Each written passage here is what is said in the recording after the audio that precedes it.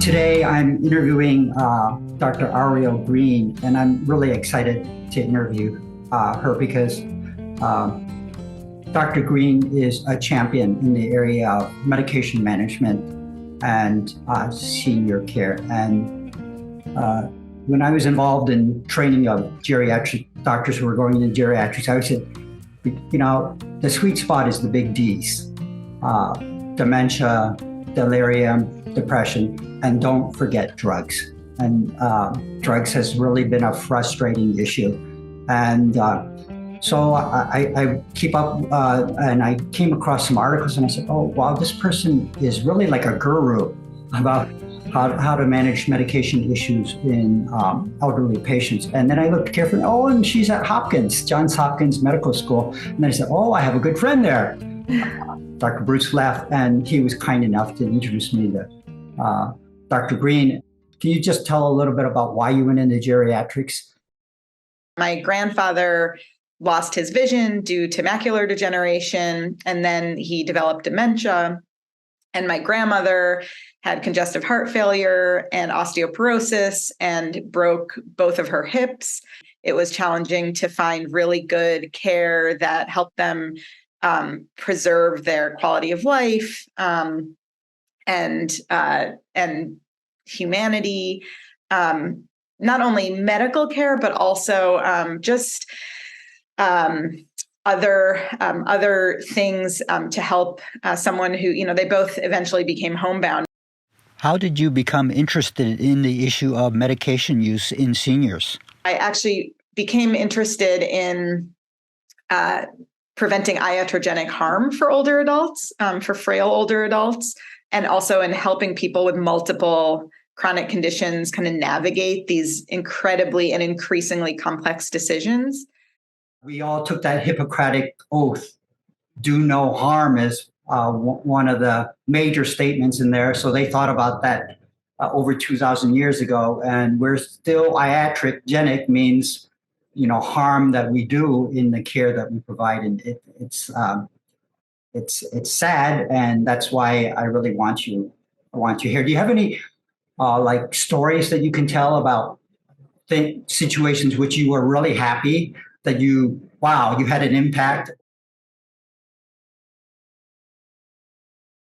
She came in a wheelchair, needed 2 family members to help her move around and stand. She was really unable to provide and to answer any questions meaningfully, and her family had to tell her whole story.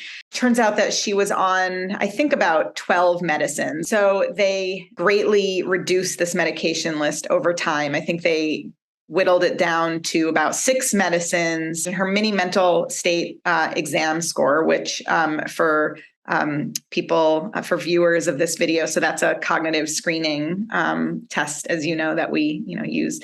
And so her score on the first visit was 3 out of 30. Which is just, very, together with the history that they gave, suggests very advanced dementia. 6 months later, after they had carved away a bunch of these medicines that she was on, her mini mental score was 25 out of 30, which is incredible. Like, you never see an improvement like that.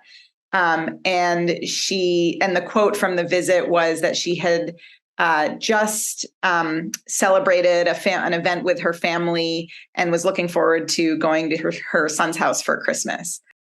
Do you think it's an epidemic, this polypharmacy issue, multiple medicines? I would call it an epidemic, or really it's like a cultural problem that I think it's part of the whole culture of medicine in this country in general, is just that we have so many amazing interventions that we can do for people. And so I think we often kind of an extension of that is that we think that there's a pill that can fix everything. And like, even with aging, that, just more pills will solve the problem. Like, a third of older adults are taking 5 or more medicines per day. And then one study showed that 17% of older adults were taking 10 or more medicines per day, which is what we call hyperpolypharmacy.